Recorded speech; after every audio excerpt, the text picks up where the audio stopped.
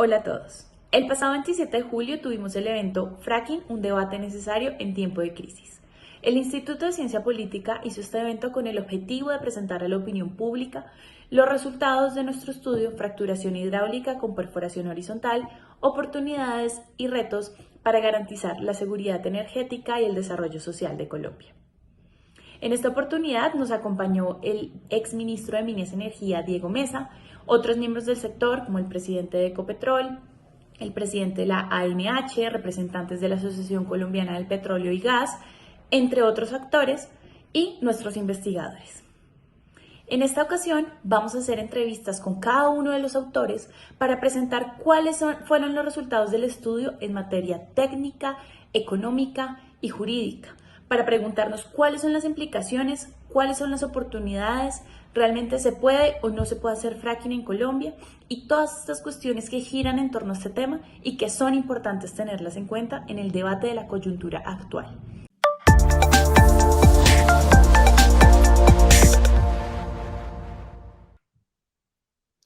El día de hoy nos acompaña Eusebio Orozco, uno de nuestros investigadores en este estudio. Eusebio es ingeniero de petróleos, ingeniero químico, es especialista de la Pontificia Universidad Javeriana, tiene un diplomado en docencia universitaria de la Universidad Libre y otro en yacimientos no convencionales de la UIS. Es profesional certificado en innovación energética y tecnologías emergentes de Stanford University, consultor, conferencista, asesor e instructor para temas de gestión de información y economía. Hola Eusebio, ¿cómo estás? Buenas. Gracias por acompañarnos el día de hoy en esta entrevista. Realmente este tema es fundamental para el país, sobre todo en la coyuntura que estamos viviendo y de cara a lograr un verdadero desarrollo económico y social en el país. Tú fuiste uno de los que nos acompañó en este estudio desde el 2021 hasta el día de hoy y pues realmente queríamos hacerte unas breves preguntas sobre tu capítulo específicamente. Entonces, la primera pregunta que te quiero hacer es, ¿cuáles podrían llegar a ser esos beneficios económicos y sociales que traería para el país implementar esta técnica? Entonces, no sé si nos puedas contar un poco cuáles fueron estos resultados. Sí, yo trataré de ser breve para evitar que no se lean el estudio, porque la idea es que se lo lean completo. Entonces, digamos que en cuanto a beneficios hubo dos facetas, una que era los beneficios económicos y uno de los beneficios sociales. O sea, pues se podría decir que socioeconómicos. Entonces, realmente hay beneficios tanto nacionales como regionales. Principalmente desde el punto de vista económico es que, como todos sabemos, el país es muy dependiente macroeconómicamente de los hidrocarburos. Entonces habría beneficios como el sostenimiento, ampliación de las regalías.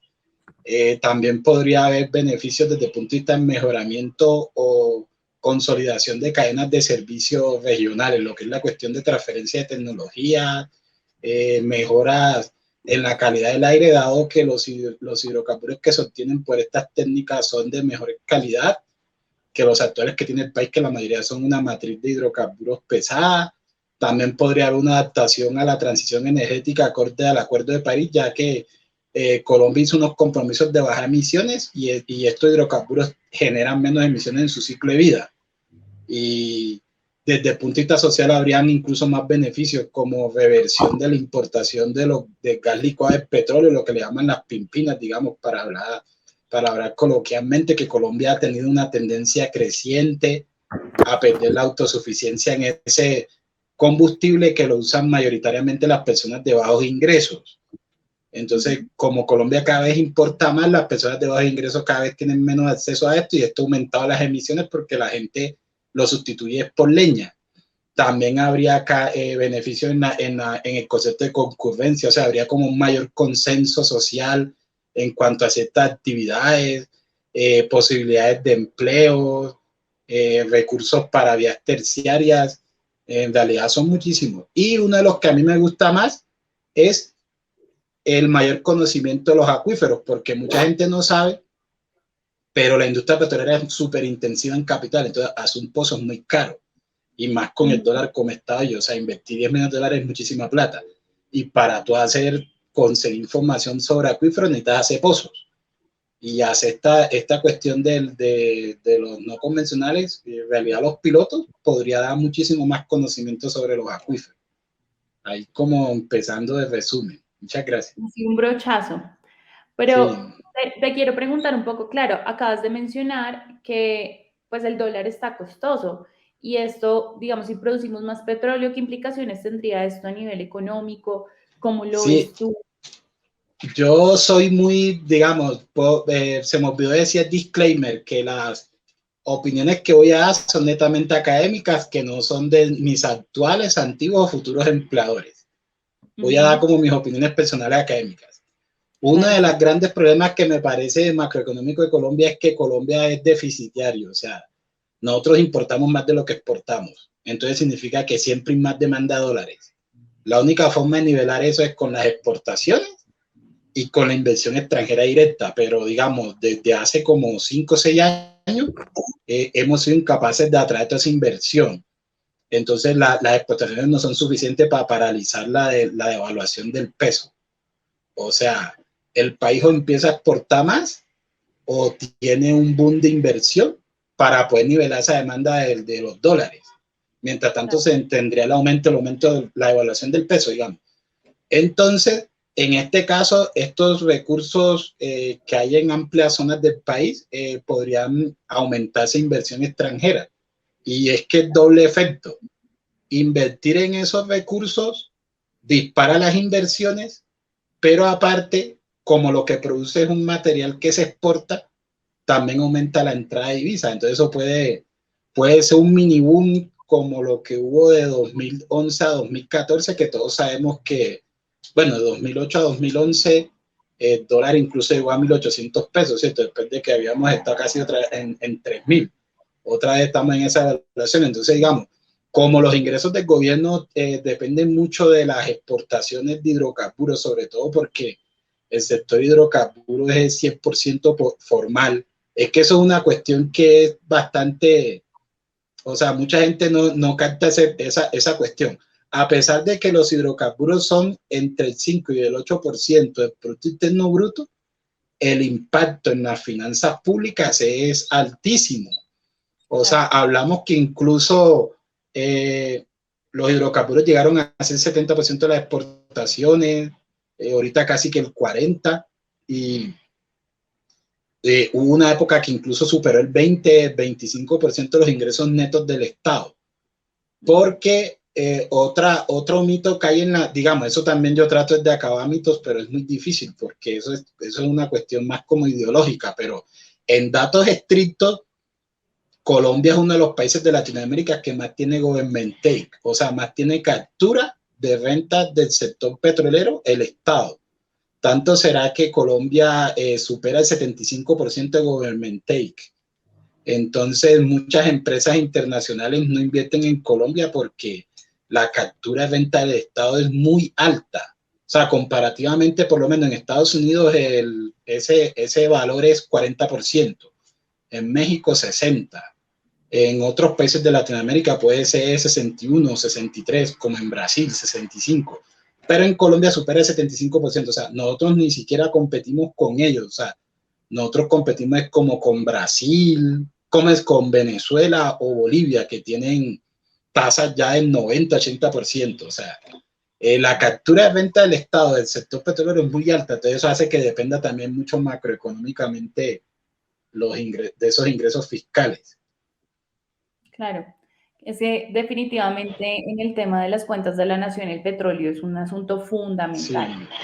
Entonces, viendo este panorama y también remitiéndonos un poco al debate que ha tenido Colombia en materia de la explotación de los yacimientos no convencionales mediante la fracturación hidráulica con perforación horizontal, ¿cómo hacemos para superar ese dilema económico, socioambiental, pues que argumentan aquellos que quieren prohibir esta práctica en el país? Bueno, yo incluso es muy chistoso porque hoy estaba también así transmitiendo, pero era un evento en México. Entonces yo voy a tratar de usar unas palabras que yo les decía a ellos, que es que normalmente como latinoamericanos nos tropezamos en lo mismo que se han tropezado otras sociedades. O sea, doy el caso, por lo menos, Comisión Federal de Energía en México. Solo ya 3 países tienen una estructura eléctrica así. Y son Tayikistán, Irak, bueno, países súper atrasados. Entonces, nosotros como colombianos, para superar ese dilema de los no convencionales, deberíamos aplicar las mismas, lo que ha funcionado en el mundo. ¿Y qué casos daría yo prácticos? Polonia, Australia. Hacer los pilotos. Los pilotos son 2, 3 pozos súper controlados, hablan de una pecera, miden todo antes, miden durante, miden después, toman todas las medidas, usan las tecnologías de bajo impacto, etcétera, y de acuerdo a esas mediciones, hacer decisiones de política pública, porque es que muy probablemente en Colombia estamos discutiendo, pero sin los datos. O sea, hasta ahora lo que hay es una prospectividad de que hay recursos, pero digamos, mi principal función, o sea, profesional, es lo de las reservas. O sea, auditar reservas, calcular reservas, hacer esos análisis.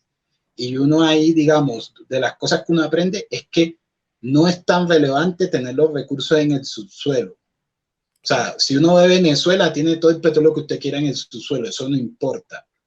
Porque lo que se necesita es eliminar la pobreza del suelo.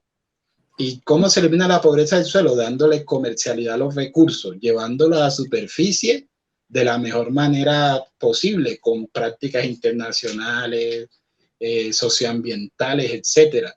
Sobre todo porque digamos que Colombia es un país que, como yo comentaba antes, es casi relevante en el sector hidrocarburos mundial. O sea, el mundo consume, no sé, 100 millones de barriles al día y Colombia representa menos del 0.7%. Y lo peor es que cada vez representamos menos. O sea, cada vez somos menos relevantes en el sector hidrocarburos. Y del mundo de las exportaciones de hidrocarburos no somos ni el 0.5. Entonces, de pronto nosotros, haciendo los pilotos, podamos descubrir si realmente el país es capaz de hacer eso. Porque, por ejemplo, doy los 2 casos. En Australia descubrieron que eran capaces. Entonces eligieron unas zonas del país con cierta metodología y unas condiciones para hacer eso. Pero por lo menos en Polonia hicieron los pilotos y no sirvió para nada. En Reino Unido hicieron un piloto y tampoco le funcionó, o sea, tuvo problemas. Entonces, o sea, yo diría que lo que hay que tomar en cuenta es la realidad científica. Primer punto, voy a dar 3 y ya estoy extendiéndome. Aceptar que el mundo necesita gas natural. O sea, los hidrocarburos actualmente no son tan sustituibles como la gente se imagina. Y sobre todo si uno es una sociedad emergente. O sea, no puede Alemania, Japón, Estados Unidos, o sea, ellos no han podido sustituir los hidrocarburos. Ahora nosotros que somos una sociedad emergente, o sea, nosotros vamos a necesitar hidrocarburos. 50 millones de personas no deberían estar usando 300,000 barriles diarios. Si uno hace comparativo, ve, no sé, Reino Unido son 50 millones, consume millón algo. Corea, 50 millones, consume casi 2, 3 millones. O sea, si el país va a aumentar económicamente y salir de la pobreza, necesariamente va a usar mayor hidrocarburos. O sea, debe aceptar que necesita hidrocarburos. Claro. Y que si los hidrocarburos son de mejor calidad, reducen las emisiones. Y si es parte de las exportaciones, sirve de ingresos para apalancar la transición. O sea, 3 puntos ahí claves. No, Eusebio, yo creo que de la intervención que acabas de hacer se resaltan los 3 puntos porque es algo fundamental, ¿no? O sea, esa de poner sobre la mesa que Colombia está discutiendo sobre un asunto del que no hay, digamos, una prueba científica y que los pilotos son nuestra oportunidad, pues, para tener esta información, pues es un claro llamado, pues, al gobierno, a la opinión pública, a reflexionar sobre la necesidad de los pilotos. Y lo que tú dices, o sea, que es bastante importante que van a ser extremadamente auditados, van a estar bajo la lupa y eso es lo que realmente nos va a dar el sustento científico de si hacer o no hacer fracking en Colombia. Porque efectivamente creo que es una cuestión de, no es hacer fracking por hacer fracking, ¿no? sino es hacer fracking, hacer los pilotos para nosotros probar si realmente existen las reservas o bueno, como ustedes lo denominen, pero también si realmente es una prueba una práctica que vale la pena realizarla en el país, sobre todo si es segura, porque creo que esa es una de las grandes preocupaciones. Y sobre lo que dices de apalancar la transición energética, de la necesidad del gas natural, hay un capítulo en el estudio que precisamente habla de, digamos, la posición geopolítica de Colombia en materia de hidrocarburos y el rol que podríamos jugar y cómo podríamos aprovecharlo, pero sobre todo pone en evidencia lo que el mundo vive, de que se necesitan todavía los hidrocarburos, sobre todo porque no hemos llegado a tener una transición o una matriz energética que logre, renovable, que logre cubrir las necesidades. Entonces, creo que esos son puntos fundamentales y es un llamado muy importante que debemos hacer en el marco de esta discusión. Es algo también un poco un llamado a la sensatez y también a la ciencia. Finalmente, ya para terminar esta entrevista, porque realmente estaba muy interesante, pues que nos des como los 3 puntos o los 3 principales hallazgos de tu capítulo para volverlos a poner sobre la mesa y que nos cuentes un poco cuáles son esas recomendaciones. Bueno, ahí me gustó todo lo que dijiste, sobre todo, o sea, la ciencia, primero la ciencia, digamos que la ciencia es nuestra arma contra los problemas. Yo a veces digo, si dejamos la ciencia a un lado, estamos desarmados, entonces ahí nos vamos a equivocar necesariamente. O sea, la ciencia es un método y eso es parte de la discusión. Entre los hallazgos, bueno, yo destacaría, digamos, solo los voy a nombrar, no voy a ampliar mucho.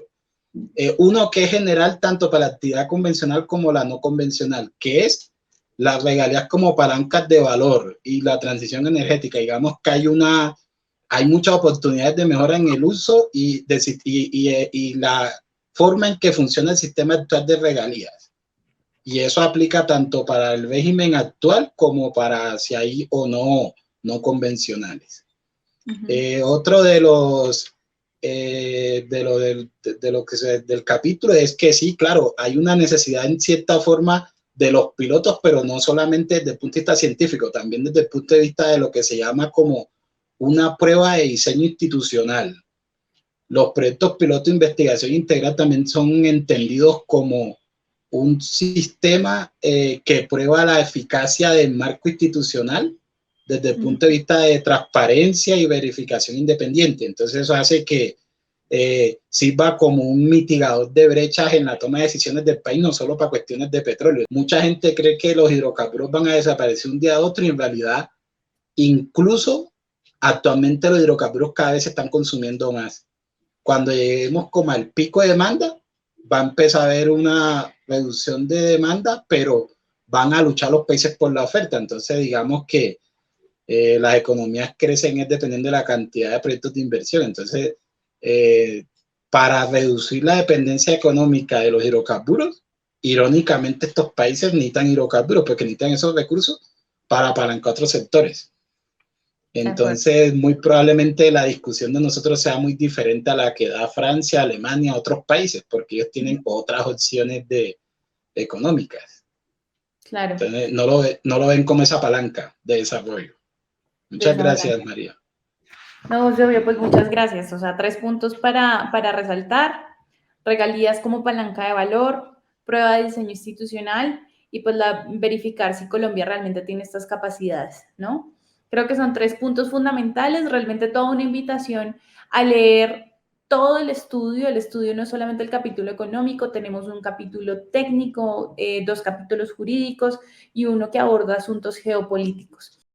Eusebio, muchísimas gracias a todos los que nos acompañaron en esta entrevista. Muchísimas gracias y continuaremos con nuestras entrevistas con los demás investigadores para que conozcamos a profundidad y a detalle cada uno de estos capítulos. Muchas gracias.